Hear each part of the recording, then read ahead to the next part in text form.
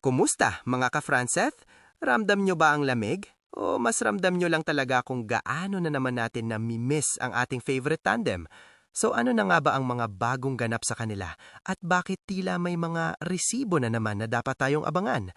Let's do a quick update para sa lahat ng solid supporters dyan dahil ito ang latest na siguradong magpapatibok ulit ng inyong mga puso. Ilang araw bago ang kanyang kaarawan, noong January 25, nagpost si Chin ng ilang litrato mula sa kanyang unang Belo visit ngayong taon. At grabe, sa mga larawang ito talagang kitang-kita kung gaano siya ka-pretty at ka-fresh. Natural ang glow, effortless ang ganda, at masasabi mo talagang alagang Belo si Chin. Parang walang stress, walang pagod, pure fresh vibes lang talaga. With the caption, First Belo Visit of the Year. I've been a Belo baby since I was 18, turning 22 this week. #Belo baby. Pero ang mas nakaagaw ng pansin ng fans, ang sing-sing na suot ni Francine.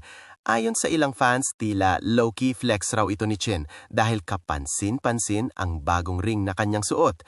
May mga nagsasabi pa na posibleng anniversary gift daw ito mula kay Fedeline, lalo't napansin din na suot na niya ang parehong ring simula pa noong kanilang Bohol trip.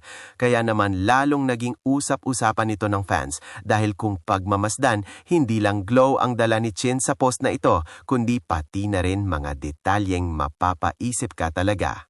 Bukod pa sa singsing ni Chin, mapapansin din ng masususing mata ng fans ang bagong necklace na suot naman ni Fedeline, kaya lalong hindi mapigilan ang espekulasyon. Anniversary ba talaga nila ito sa isa't isa? Matching ba? Coincidence? O isa na namang subtle clue na sila lang talaga ang nakakaalam?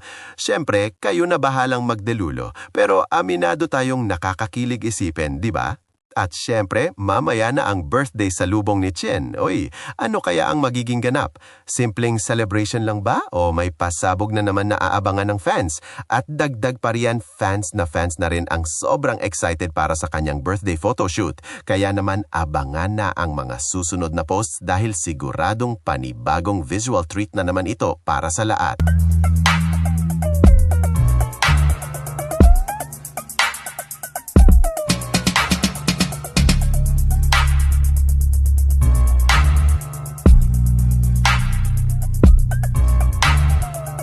At diyan muna nagtatapos ang ating quick update, mga ka-Franceth. Kung kayo rin ay may napansin pang detalye, kayo na bahalang magdelulo. Huwag kalimutang mag-like, mag-follow at mag-comment ng thoughts nyo. See you sa next update.